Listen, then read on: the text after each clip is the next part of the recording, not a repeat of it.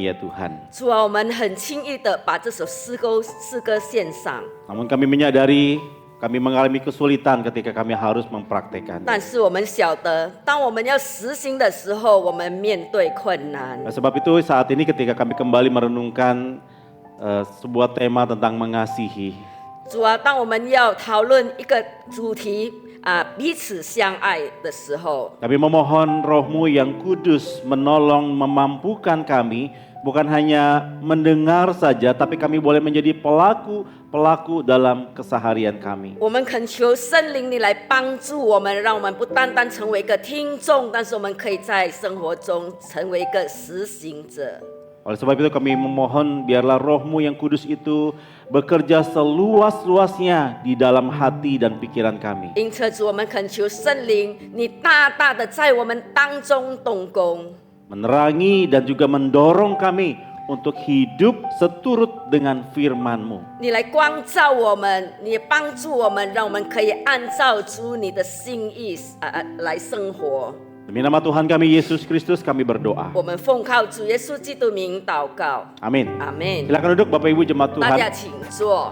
Mari kita membaca firman Tuhan dari Injil Yohanes pasalnya yang ke-13 ayat 34 sampai dengan ayatnya yang ke-35. 我们一起来读圣经，约翰福音13章34到35节。 Yohanes 13 ayat 34 sampai 35, mari kita membaca bersama-sama bagian firman Tuhan ini. 我们一起来开声来读约翰福音第13章34、35节。 Mari kita membacanya. Aku memberikan perintah baru kepada kamu, yaitu supaya kamu saling mengasihi. Sama seperti aku telah mengasihi kamu, demikian pula kamu harus saling mengasihi. Dengan demikian semua orang akan tahu bahwa kamu adalah murid-muridku, yaitu jikalau kamu saling mengasihi. 我赐给你们一条新命令，乃是叫你们彼此相爱。我怎样爱你们，你们也要怎样相爱。你们若有彼此相爱的心，众人因此就认出你们是我的门徒了。 Saudara, ada sebuah film yang berjudul The Great Gatsby. 有一部电影叫《大亨小传》。 Film ini dimainkan oleh seorang aktor terkenal yaitu Leonardo DiCaprio. 是有一个很著名的演员里奥纳多他所演的。 Saudara, film ini berkisah tentang seorang pemuda yang bernama Gatsby. 这部电影它描述的是有一位男生，他名叫就是叫盖茨比。 Pemuda ini lahir dari keluarga yang tidak kaya, saudara.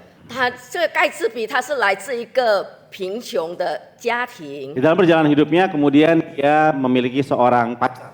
然后在他的过程当中，他有一个女朋友。 Tapi apa daya saudara, karena kemiskinannya kemudian pacarnya meninggalkan dia. 因为他贫穷，所以到最后女朋友离开了他。 Maka saudara, dia mulai sejak itu dia mulai mengabdikan seluruh hidupnya hanya demi satu tujuan. 所以从那时候开始，他的人生全部他把它集中在一个目的。 Dia ingin mendapatkan kembali hati mantan kekasihnya. 他要重回得到赢回他的女朋友的心房。 Maka saudara, dia berjuang keras mati-matian untuk cari uang. 所以他用尽所有的他的能力，他去赚钱。 Dia membangun kekayaan yang begitu banyak. 所以他尽量累积他所有能累积的财富。 Tujuannya satu, supaya mantannya balik lagi sama dia. 所以他的目的只有一个，让他的女朋友回到他那里。 Tapi yang tidak dia sadari adalah bahwa mantannya sudah menikah dengan orang lain. 但是在他不知道的不知不觉当中，他的女朋友其实已经嫁给别人 Setelah 了。 pada waktu kemudian dia tahu mantannya sudah menikah dengan orang lain, dia berkata, enggak apa-apa. 所以他想，当他知道的时候，他说没关系。 Sekarang saya udah kaya, saya mengadakan pesta-pesta, saya mengadakan jamuan-jamuan untuk menarik kembali hati si mantan yang udah jadi istri 他 orang 说 lain. 没关系，我要举办一个奢华的派对，我要再一次的赢回他的芳心。 Dia yakin betul dengan kekayaan yang ditampilkan, dengan kemewahan yang ditampilkan, dengan pesta-pesta yang ditampilkan, bisa membawa kembali pujaan hatinya itu ke pelukannya. 因为他非常的相信，只要他有很多的钱，他用尽所有的办法，他一定可以赢回他这个女朋友的心。 Karena dengan mendapatkan kekasih hatinya itu dia akan merasa sangat puas. 如果他可以赢回这个女朋友的心，他会感觉到非常的满足， Saudara, kelihatannya ini cowok benar-benar bucin ya. 感觉到这个男生他真的很有毅力，很有决心， Kayaknya cinta mati sama pacarnya ini. 而且他真的是爱他的女朋友爱到死。 Tapi saudara, apakah itu betulan cinta? 弟兄姐妹，这真的是爱情吗？ Kalau kita teliti lebih lanjut, saudara, maka itu sepertinya bukan cinta ya. 如果我们真的去研究下去，这并不叫做爱。 Walaupun dia berusaha mati-matian, dia mendapatkan kekayaan dan bahkan dia melakukan begitu banyak hal untuk mendapatkan hati kekasihnya. 虽然他用尽他的能力去赚钱，赚很多的钱，去做很多的事情，为的就是要赢回他的女朋友的心。 Nyatanya kita lihat itu bukan cinta sejati. 但是如果我们真正的仔细看，这并不是真正的爱。 Itu adalah sebuah berhala yang ada di dalam hatinya. 其实那只是一个偶像，在他心里面的偶像。 Yang kita tahu kalaupun dia mendapatkan mantannya adalah hanya sebuah kepuasan buat dirinya sendiri. 而且，就算他赢回他的爱人的芳心，那也是他来满足他自己的欲望而已。 Cintanya berpusat kepada dirinya sendiri. 他的中心点是爱自己， Dia membangun ilusi-ilusi di dalam hatinya. 所以他是把很多的幻觉他制造很多的幻觉在他的心里面。 Nah, saudara, di akhir daripada film ini sungguh amat mengecewakan. 所以在这部电影的最后，非常的失望。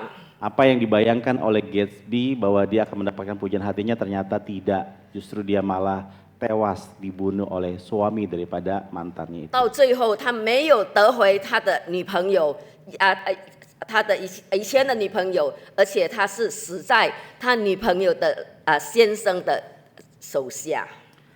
Saudara, apakah cinta yang Tuhan maksudkan di dalam Injil Yohanes sama seperti cinta yang dipahami oleh Gatsby? 所以我们的上帝他所谓的爱，在这个约翰福音里面的爱，跟这个演员所演的是一样的吗？ Pada waktu Tuhan berkata, 当上帝说。 Aku memberikan perintah baru kepada kamu supaya kamu saling mengasihi sama seperti aku telah mengasihi kamu, demikian pula kamu harus saling mengasihi. Apakah itu berarti bahwa Allah menginginkan kita mencintai sama seperti Gatsby?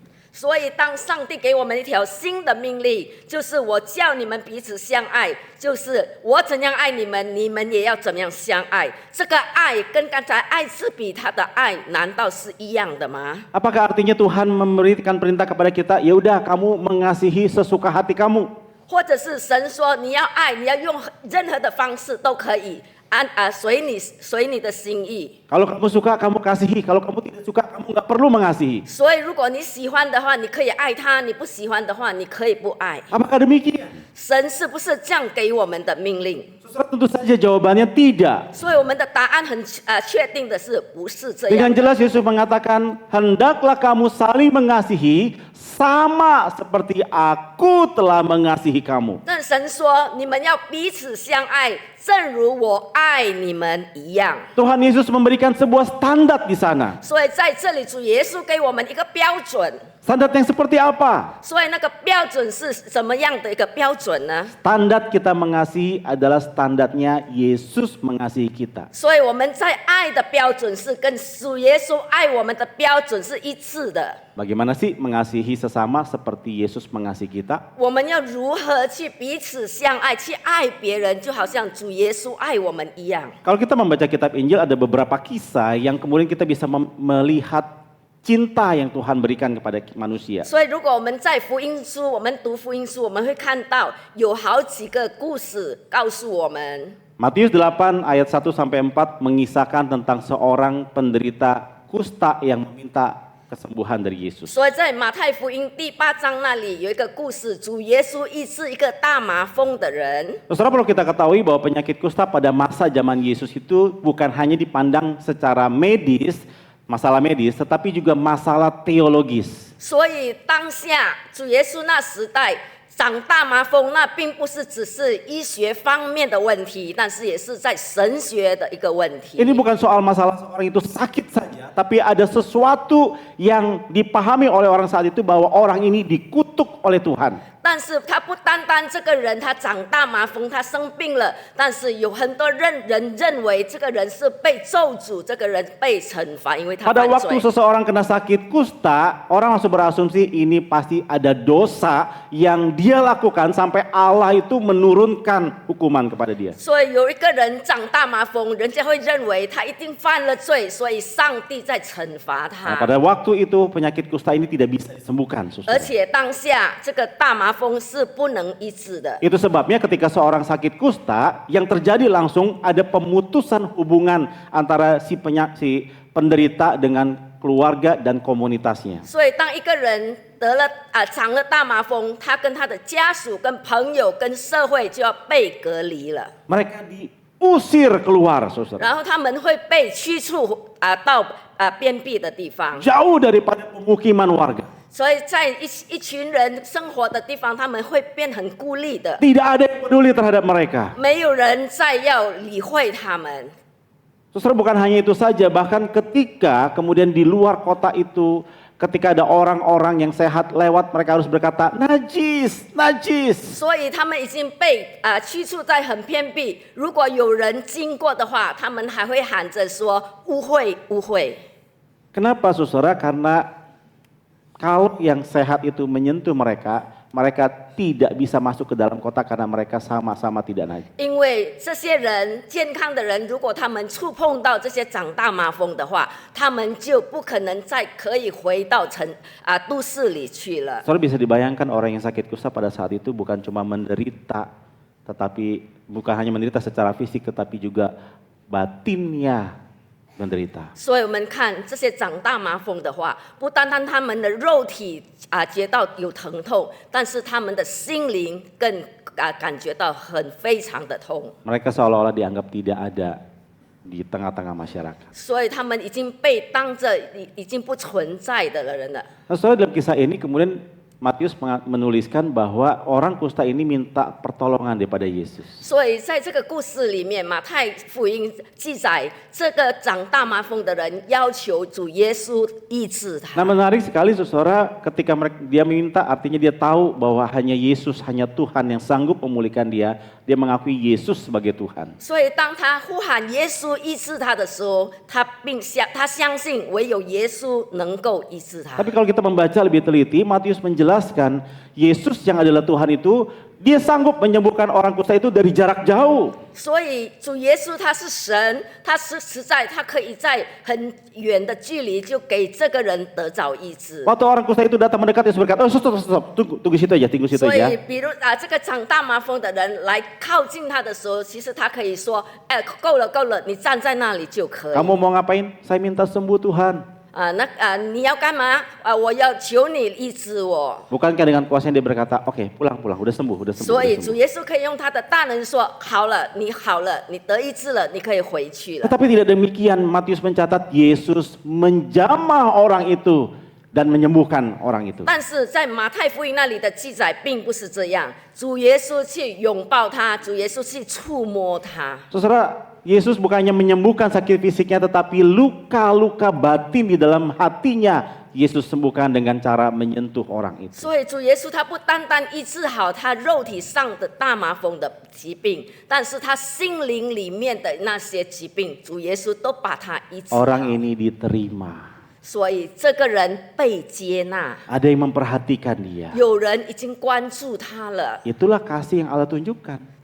这是主的榜样，留下一个爱的榜样给 Di 我 dalam 们。 Injil Lukas pasal 5 ayat 27 sampai 32 menceritakan tentang Yesus pergi makan bersama dengan seorang pemungut cukai dengan kolega-koleganya. 所以在路加福音5章那里有记载，主耶稣跟一个那个税吏，还有一些被社会排斥的人在那里用餐。 Para pemungut cukai pada waktu itu dianggap sebagai orang berdosa oleh para pemuka agama. 当下那些税吏他们所有的人认为他们是是有罪的人， Karena mereka bukan hanya memungut cukai, tetapi mereka membebankan lebih banyak daripada yang seharusnya. 所以他们不单单纳这些百姓的那个税而已，但是他们也给一些很多的施压。 Dan heran sekali Lukas mencatat bahwa Yesus makan bersama dengan mereka. 但是很奇怪的，在路加福音里面记载，主耶稣坐下，跟他们同席而坐。 Apakah artinya Yesus menyetujui tindakan mereka? 难道主耶稣他同意赞同他们的行为？ Kalau tetap jawabannya tidak, Yesus tidak pernah kompromi terhadap dosa. 所以这里的答案很确定，不是的，主耶稣不赞同他们的罪行。 Tapi Yesus duduk makan bersama dengan mereka, Yesus mencari mereka yang terhilang. 但是主耶稣跟他们同席而坐，是主耶稣要寻找那世上的人。 Itu sebabnya ketika para pemuka agama ngomong sama murid-muridnya Yesus, kok guru kamu makan sama orang berdosa sih? 所以有一些那些就是宗教的领袖对主耶稣的门徒说：“为什么你的拉比跟那些罪人一起用餐呢？” Yesus menjawab, bukan orang benar yang membutuhkan tabib, tapi orang sakit yang membutuhkan tabib. 所以主耶稣的回答就是：不是健康的人需要医生，但是有病的人才需要医生。 Aku datang mencari yang terhilang. 所以我来是寻找那些世上的人。 Saudara, Yesus tidak membeda-bedakan orang. 所以主耶稣他不会就是排斥一些人， Dia mencari mereka yang membutuhkan keselamatan itu. 但是主耶稣是寻找那些需要他的人。 Yohanes juga mencatat sebuah peristiwa tentang seorang perempuan yang ditangkap basah karena melakukan dosa perzinahan. 在约翰福音那里也有记载，有一个妇人，当她行淫的时候被抓到， Perempuan itu ditangkap dalam keadaan yang betul-betul sedang melakukan. 所以当这个妇人她正在行淫的时候，真的就当下被抓到， Dia diseret, diarak di tengah jalan, dibawa di hadapan Yesus. 然后她就被拉出来，然后带到主耶稣面前。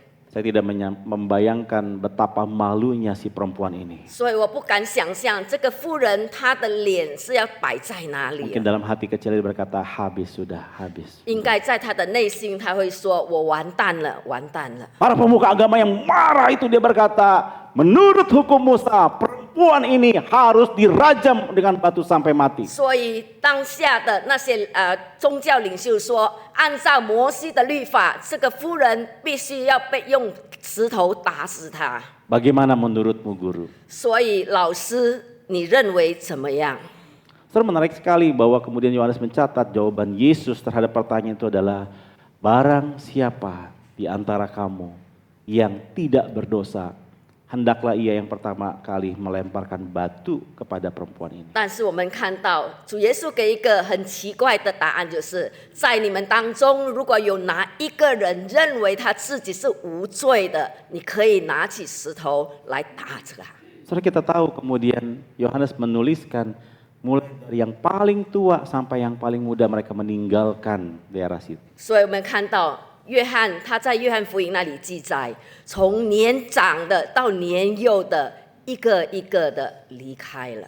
Saudara, pertanyaannya apakah Yesus kemudian kompromi dengan dosa? 所以我们的问题，难道主耶稣同意这些人犯罪吗？ Sekali lagi saya mau katakan tidak, saudara. 所以我再一次很肯定告诉大家，不是的。 Yesus tidak pernah kompromi dengan dosa. 主耶稣他从未跟罪要打交 Walaupun 道， kadang manusia memberikan ukuran, ada dosa kecil, ada dosa besar. 所以在人的看法有大罪小罪， Tapi di hadapan Allah dosa itu sama membawa kepada kematian. 但是在神的眼光里面，罪不论是大是小，带的就是灭亡。 Tetapi dalam kisah ini kemudian Yesus mengatakan kepada perempuan itu, hai perempuan, tidak adakah satu orang pun yang melempari engkau dengan batu? 然后主耶稣就对这妇人说：“难道没有一个人用石头打你吗？” Dengan hati yang penuh dengan penyesalan dan tangisan si perempuan itu berkata, tidak ada guru. 所以这个妇人她就是很懊悔的，充满眼泪的，她回答说：“老师没有。” Dan Yesus berkata, pulang dan jangan berbuat dosa lagi. 主耶稣再一次给他的命令就是：你回去吧，从此以后不要再犯罪了， Aku pun tidak menghukum kamu. 我也不定你的罪。 Saudara, pengampunan yang Kristus berikan di sana seperti sebuah air segar yang diberikan kepada seorang perempuan yang berada di tengah padang belantara yang begitu gersang. 所以主耶稣给予的赦免，当下就好像在干旱旷野中的一个清水，非常非常的清晰。 Kasih yang Kristus berikan seperti sebuah kain yang menyelimuti rasa malu daripada perempuan itu. 就是主耶稣所给予的，就好像一块布，把这个妇人的丑陋都把它包裹起来。 Kasih yang ditunjukkan melampaui daripada dosa-dosa perempuan itu. 而且主耶稣给他的爱是超乎他的罪的一切。 Itu sebabnya sejak saat itu perempuan itu berbalik kehidupannya, bertobat, dia berubah menjadi seorang yang mengenal Allah yang hidup. 从此以后，这个妇人她就是已经悔改了，她成为了一个认识主的人。 Itulah kasih yang Kristus berikan. 这就是主耶稣所给的爱。 Dan bagian firman Tuhan yang kita baca tadi, 所以刚才我们所读的圣经， ada sebuah setting di sana, saudara. 所以在那里他有一个他有一个规划。 Ucapan Yesus yang Tuhan Yesus sampaikan kepada murid-murid itu dalam sebuah peristiwa di mana Yesus mengadakan jamuan makan bersama dengan murid-muridnya. 就是当下主耶稣教导他的学生的时候，他们正在一起用餐。 Sebagai seorang tuan rumah, dia mengundang ke-12 muridnya untuk makan bersama dengan dia. 所以主耶稣成为主人，他邀请12个门徒一起来用餐。 Sebelum makan kemudian dia membasuh kaki murid-muridnya. 在还没有开始用餐的时候，他蹲下来跟所有的门徒一一的来跟他们洗脚。 Di antara ke-12 murid itu ada satu yang akan menjual dia, ada satu yang akan mengkhianati dia, dan 10 yang lain akan meninggalkan dia kocar-kacir. 在这12个门徒里面，有一位会要否认他的，有一位会出卖他的。 Saya permisi tanya kepada Bapak Ibu. 所以我想问各位弟兄姐妹， Kalau Bapak Ibu ngundang jamuan makan, Bapak Ibu tahu ada salah satu di antara tamu undangan itu yang akan menjual Bapak Ibu beberapa jam kemudian, mau diundang makan nggak? 所以弟兄姐妹，如果你在摆一个宴席的话，你邀请一些宾客，你知道如果当中有人几个小时之后就要把你出卖了，你还会邀请他吗？ Oh, tetap diundang Muse, tapi dikasih racun di dalam. 所以你说牧师，我当然邀请他，但是他吃的东西我会下一些毒。 Jahat ya, memang otaknya jahat ya. 所以人类的头脑本来就是很坏的， Saudara, kita pasti nggak bakal ngundang orang itu. 我们一定不会把这个人纳入我们的宾客的名 Kalau 单。 kita tahu ada orang yang kita undang makan itu akan kemudian menyangkali keberadaan diri kita, kita nggak bakal masukin list, betul nggak? 所以，如果我们知道在我们所邀请的宾客的当中有一个人他是会否认我们的话，我们也不可能邀请他。 Ini kan jamuan makan saya, bukan jamuan makan dia ya. Saya suka-suka hati dong nggak undang dia. 所以，这是我所摆的宴席，我要邀请谁是我的喜欢，不是他的喜欢。 Tetapi Yesus mengundang mereka makan duduk bersama. 但是主耶稣邀请他们所有的12个门徒一起用。 Bahkan Yesus melakukan tindakan yang tidak lazim pada waktu itu. Dia membasuh kaki murid-muridnya. 所以主耶稣他做了一个很不普通的事情，就是他帮他们洗脚。 Saudara, kasih yang Yesus berikan di dalam bagian ini adalah sebuah kasih yang kemudian merepresentasikan bahwa Dia, saudara, adalah Allah yang rendah hati dan mengasihi tanpa syarat. 所以主耶稣在他的行为，他留下的榜样，就是他要告诉我们，他爱我们是没有条件，以没有条件之下的爱我们。 Dia mengasihi murid-muridnya, tidak menunggu melihat mereka adalah orang yang setia, tidak menunggu itu, 所 saudara. 以他爱他的门徒，他也不再等候他们谁是一个很忠心忠诚的人，他不等候那些 Dia。tidak mengukur kasihnya atas pertimbangan ini pantas apa enggak ya. Ini ini boleh dapat kasih saya, yang ini enggak dapat karena dia sudah menyakiti hati saya. 所以他 Tidak, 在 saudara. 爱他们的时候，他也没有在那里衡量这个值不值得我爱，这个值不值得我爱。 Sekalipun mereka akan mengkhianati dia, dia memberikan kasihnya habis-habisan. 就算他们到最后还是要违背他，但是他还是仍然的爱他们。 Maka saudara, standar inilah yang dipakai untuk kita mengasihi sesama. 所以弟兄姐妹，这就是神留下的标准，让我们彼此相爱。 Kasih yang melayani, bahkan ketika itu kita perlu mengorbankan diri 所以 kita. 我们要愿意服侍的爱，就是在我们把爱给的时候，我们必须要牺牲。 Kasih yang tidak mengharapkan imbalan, tetapi adalah kasih yang memberi. 就是我们不期待回报的爱，就是我们给予的爱。 Kasih yang merangkul setiap pribadi yang tersingkirkan oleh karena kerasnya dunia ini. 就是我们用一种拥抱他们被世界边缘化的人，我们拥抱他们的爱去爱他 Kasih 们， yang tidak menunggu kesetiaan, melainkan kasih yang proaktif. 就是一个不等待忠诚，但是我们是主动去爱的爱。 Saudara, mengapa ini menjadi standar kita? 所以为什么这成为我们的标准？ Karena Yesus tidak bilang begini, saudara. 因为主耶稣他没有这样的教导我们。 Kamu pinter-pinter belajar teologi sehingga orang bisa tahu kalau kamu adalah muridku. Enggak. 因为你们很懂得神学的伦理，所以人家知道你是我的门徒。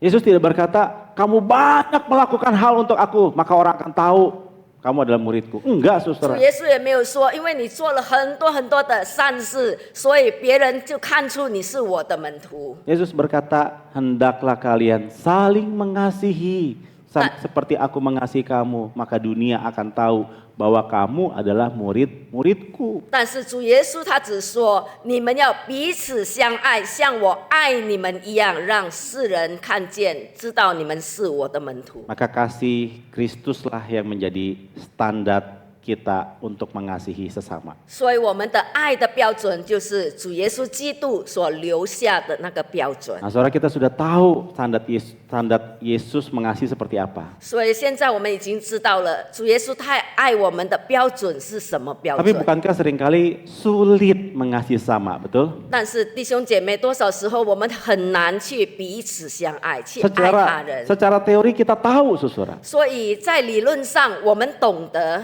Kita paham bahwa Allah memerintahkan kita untuk mengasihi. 我们也很明白，主耶稣就是命令我们要彼此相爱。 Tapi seringkali kayaknya sulit untuk mengasihi orang lain. 但是多少时候我们很难做得到去爱别人。 Apa yang menghalangi kita? 什么是我们的拦阻呢？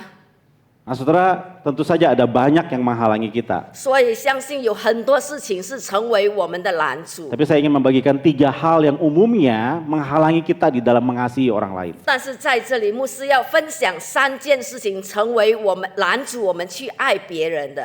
Saudara, yang pertama adalah kita ini takut. 第一点就是我们害怕， Kita takut ditolak. 我们害怕被拒绝， Kita takut dikecewakan. 我们害怕我们害怕失望， Kita takut dikhianati. 我们也害怕被出卖， Kita takut kehilangan. 我们也害怕失去， Kita takut dimanfaatkan. 我们也害怕被利用。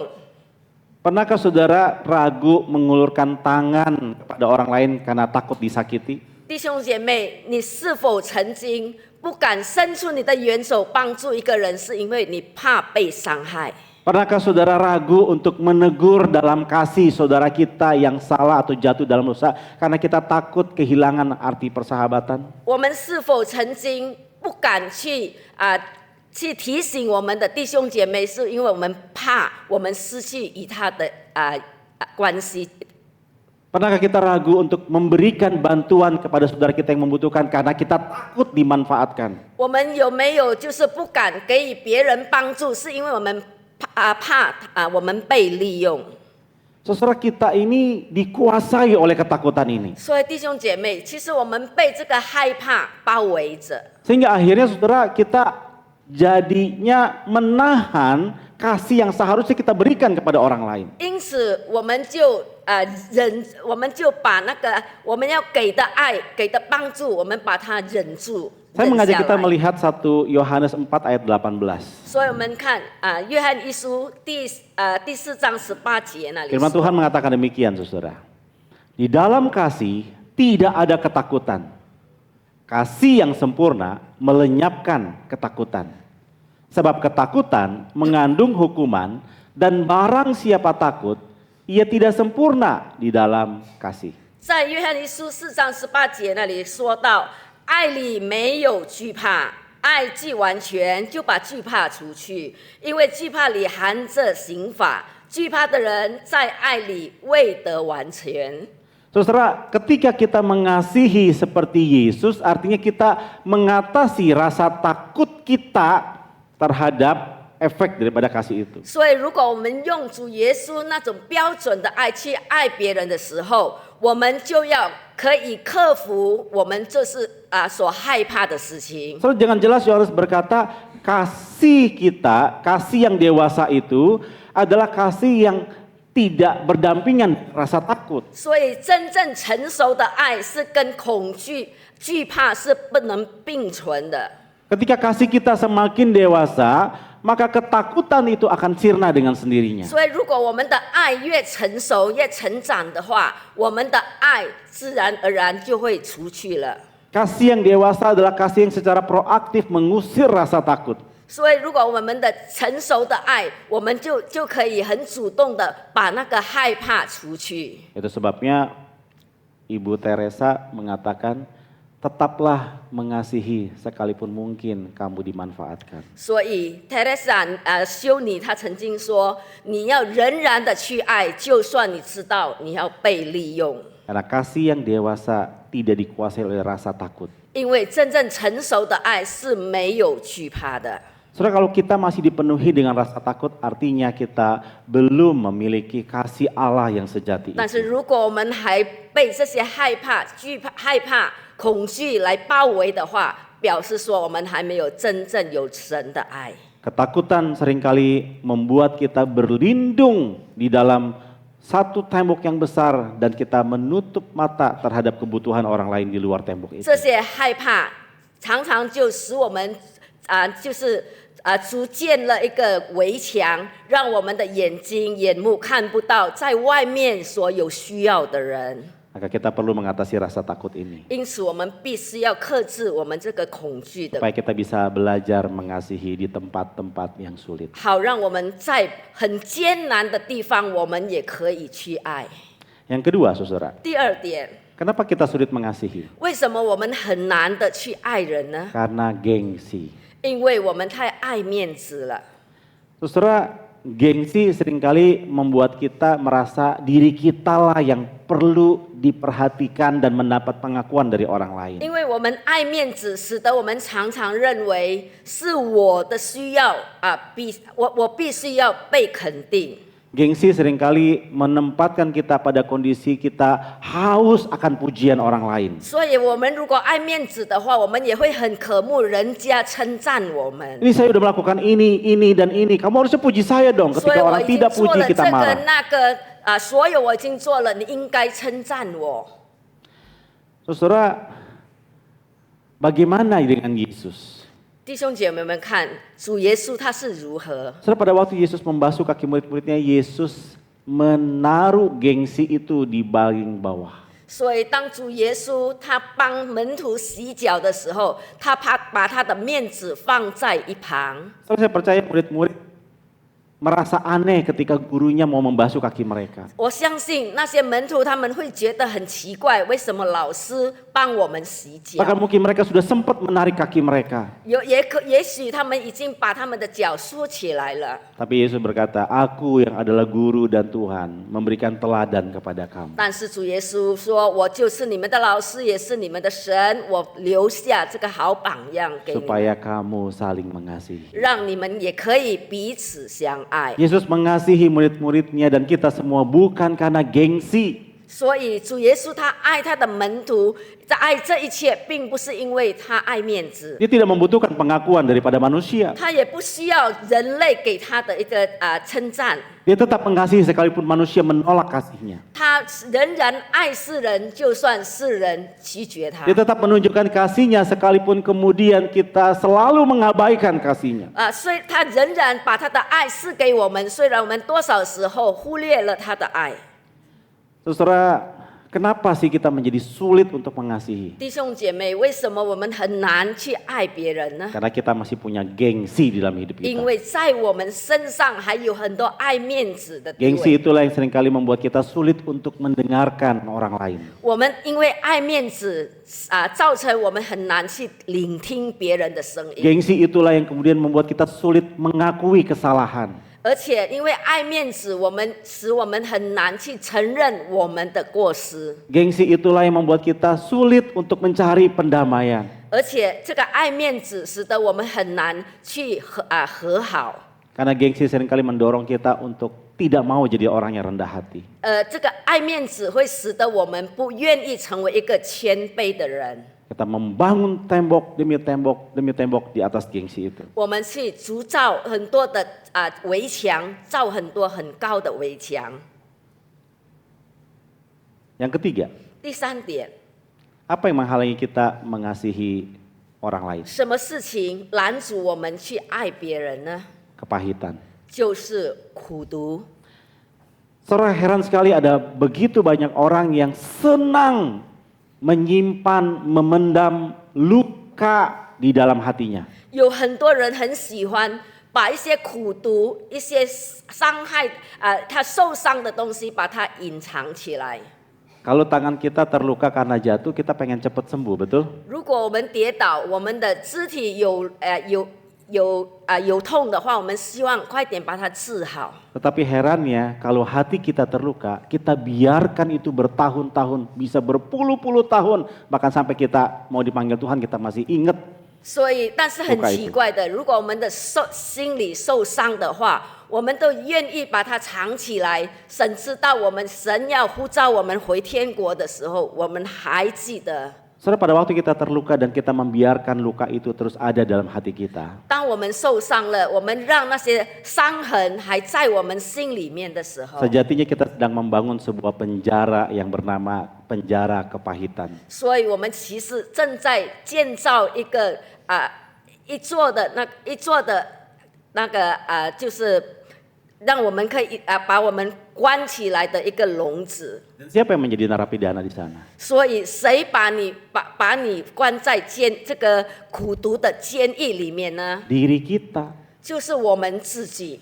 Selama kita tidak bisa mengampuni orang lain atas kesalahan orang lain, kitalah yang terpenjara. 所以，当我们还没有办法去原谅那些伤害我们的人，其实我们自己是被关在那个监牢里面的。 Mau makan, ingat orang yang menyakiti 我 kita. 们要吃的时候，就想到他伤害我们的那一个 Mau 人。 pergi ke mall, ingat orang yang menyakiti 当 kita. 我们要去逛街的话，百货公司，我们也想到那伤害我们的人。 Ketemu klien suaranya mirip dengan orang yang menyakiti kita, kita pun ingat. 我们如果遇到一个客人，他的声音很像那个人的话，我们又记起他了。 Pulang ke rumah cerita sama pasangan, ingat lagi orang yang 当 menyakiti 我们 kita. 回到家里跟另一半讨论事情的时候，又想到他了。 Dan herannya kita bisa memendam begitu lama, saudara. 而且很奇怪的，我们可以把它隐藏在里面很久很久。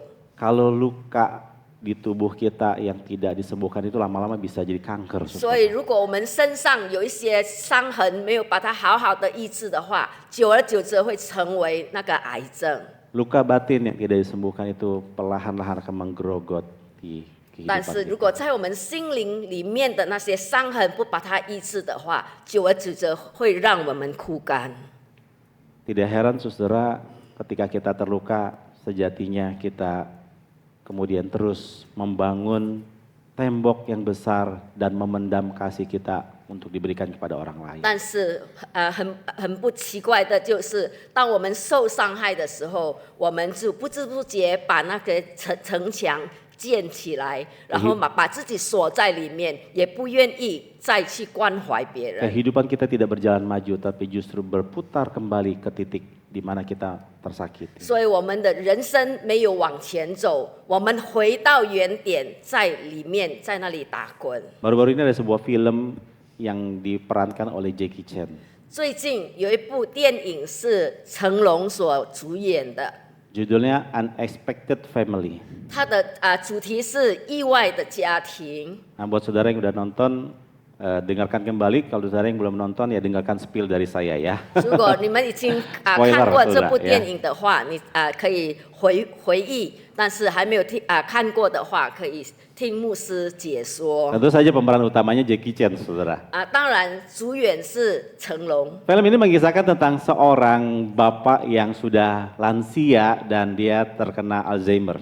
所以这部电影描述到有一个年老的老先生，他得了那个阿兹海默症， Istrinya sudah agak lama meninggal, anaknya baru beberapa tahun yang lalu meninggal.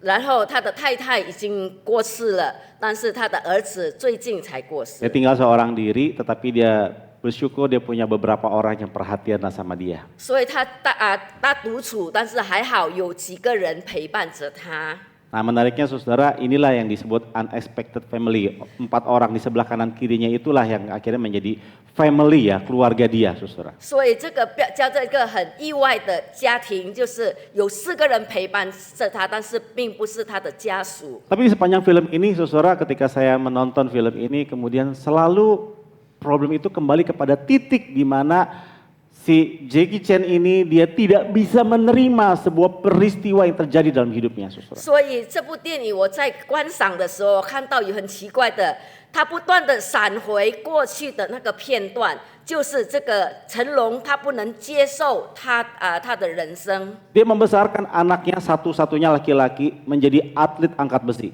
他就是抚养他一个儿子，而且他很严厉的培养他成为一个举重的运动员， Goalnya dia adalah anaknya harus menang Piala Dunia angkat besi. 而且他希望他的儿子可以得到世界冠军。 Tapi pada waktu pertandingan angkat besi di Mas- Piala Dunia, 当在世界冠军比赛的时候， saudara dia sebagai coach juga ya, tapi juga ada coach lain ya, dia bilang sama anaknya, kamu pakai gaya ini begitu ya. 所以他是成为他的儿子的那个教练，但是还有其他的教练，他告诉孩子说，你要用这样的一个姿势。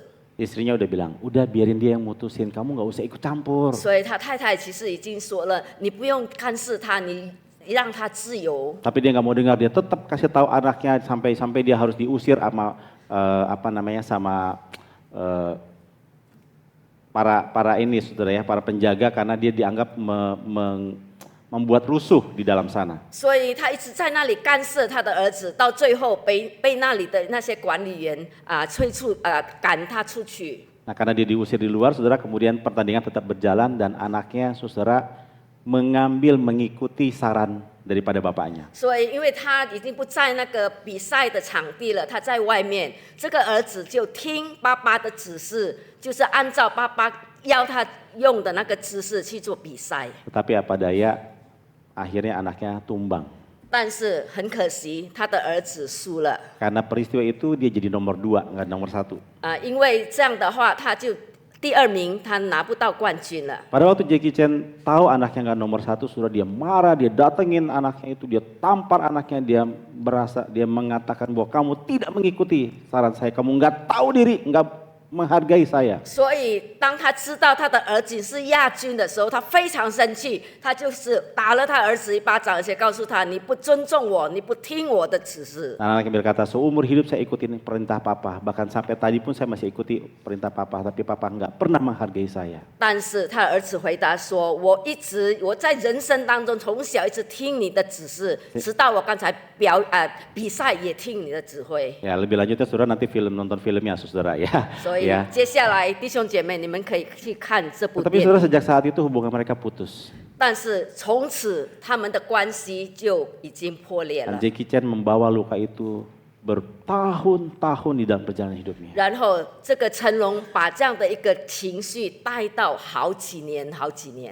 Sampai akhirnya akhir daripada film ini dikisahkan tentang bagaimana Jackie Chan belajar menerima kekalahan itu. 所以在这个影片的最后，告诉我们的是，这个成龙他怎么去接纳他的失败。 Di dalam bayangan dia, anaknya seolah berkata, "Pa, aku mengampuni kamu." 所以他在那个最后，他儿子不断的告诉他说：“我原谅你，爸爸，我原谅你。” Lanjutkanlah perjalanan hidupmu. 所以你继续你的人生吧。 Saudara, memori itu yang masih teringat di dia yang lain semua sudah hilang. 所以唯有这样的一个片段，在他的脑海里还有记忆，其他的什么他都不记得。 Saudara, kepahitan tidak hanya merugikan orang lain, tapi merugikan diri kita sendiri. 所以弟兄姐妹，苦读不单单是伤害别人，也是给我们带来非常多的伤害 Pada。waktu kita memendam kepahitan, sejatinya saudara kita sedang menanggung beban yang seharusnya kita tidak tanggung. 当我们还把苦读放在我们心里面的话，意思就是我们已经背负了我们不该背的重担。 Pada waktu kita memilih pengampunan, kita bukan sedang membenarkan peristiwa yang buruk terjadi di masa lampau. 所以，当我们背负苦读的时候，并不是我们只是回忆以前所发生的那些事情。 Pada waktu kita mengampuni bukan berarti kita pura-pura nggak tahu pernah ada luka di masa lampau. Enggak, bukan. 但是，当我们原谅的时候，也不代表说我们已经把过去的所发生的全部都把它遗忘了。 Tapi pada waktu kita mengampuni, sejatinya kita sedang membebaskan seorang narapidana, yaitu diri kita sendiri dari penjara kepahitan. 但是，当我们真的去原谅别人的时候，就是我们把我们自己从那个苦毒的监狱把它释放出来。 Maka dengan demikian kita baru bisa belajar mengasihi orang lain. 因此，我们才有办法去学习去爱别人。 Nah, saya ingin saudara pulang bawa 3 langkah praktis. 所以我希望弟兄姐妹，你们带这3项功课回家。 Saudara, bagaimana kita mempraktekkan kasih Kristus di tengah-tengah rumah tangga, di tengah-tengah kita punya komunitas percaya. 我们要如何的把神的爱带到我们的家庭、我们的周遭？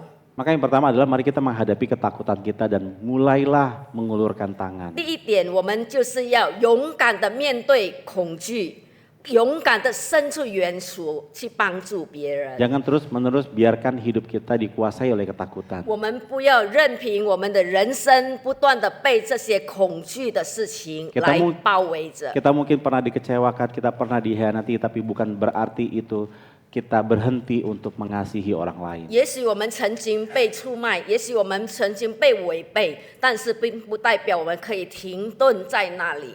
Yang kedua, mari kita buang gengsi kita, saudara. 第二点就是我们要放下我们的面子， Karena gengsi tidak memberikan manfaat apapun dalam kehidupan 因 kita. 为我们爱面子是不能给我们什么好处的。 Suami istri yang menahan gengsi bisa menahan masalah bertahun-tahun gak ngomongan.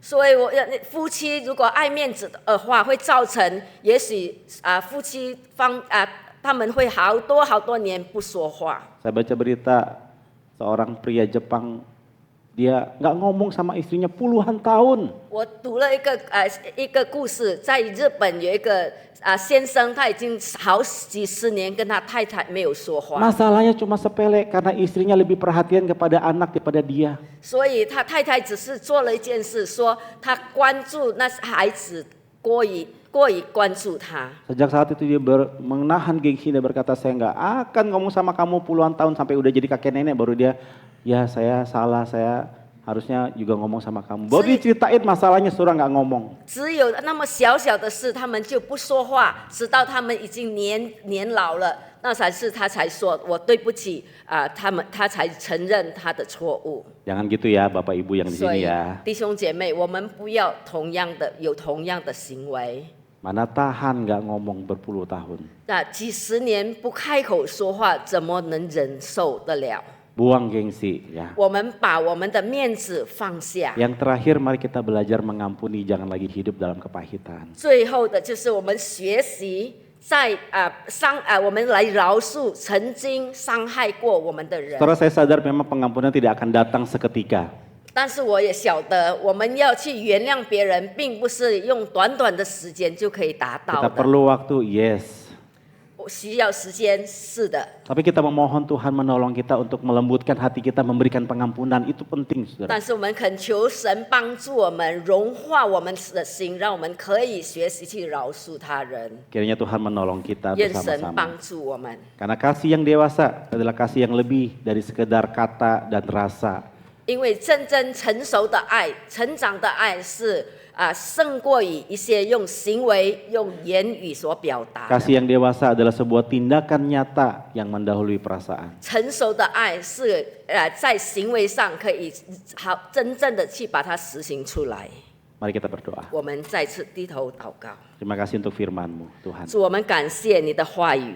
Kami mohon Roh-Mu yang kudus menolong kami untuk melakukan dan mempraktekkan firman-Mu di tengah kehidupan kami. 我们恳求主你的圣灵来帮助我们，让我们在生活当中可以实行主你所教导的每一句话。 Dalam nama Tuhan Yesus kami berdoa. 我们奉靠主耶稣名祷告， Amin. 阿门。